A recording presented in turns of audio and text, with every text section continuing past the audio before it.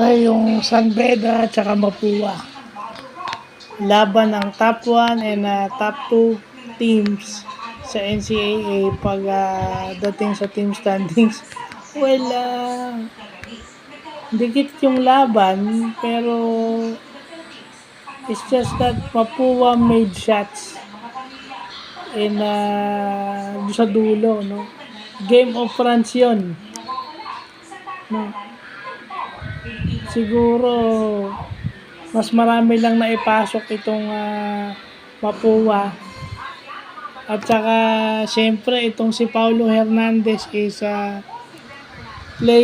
playing more relaxed. Kaya niya siguro naipasok yung 3-point shot na yun na nagpalamang sa Mapua. Kasi pag relax ka, diba, wala kang masyadong pressure at alam mo magaling kang player dahil meron ka ng katulong, yun ang nadadala sa'yo na ipapasok mo yung mga dapat ipasok. Hindi yung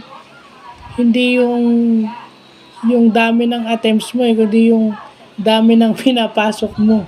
Yun ang importante. Kumbaga sa boxing is hindi yung pinakawalan mong suntok yung tumama na pinakawalan mo. Yung tumamang suntok na pinakawalan mo sa kalaban, yun ang importante. Yun ang may puntos. At minsan yun ang nagbibigay ng knockout punch sa kalaban kung pag-uusapan yung boxing. Parang analogy din.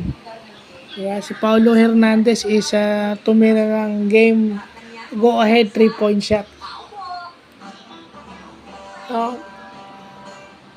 Kasi minsan kapag dikdikan yung laban, kung sino na lang yung may maipasok na maganda Kung sino yung may naipasok na mas madami sa dulo ng laro. It's not how you start, it's how you finish. Pero dapat inire-require din yung good start and good finish. Pag pinagsama mo yung good start tsaka good finish, good game yun. Hindi pwedeng good start then bad finish. Hindi naman pwedeng lagi kang naghahabol, di ba? Chances are mapapagod ka naman kakahabol. So, yun lang po.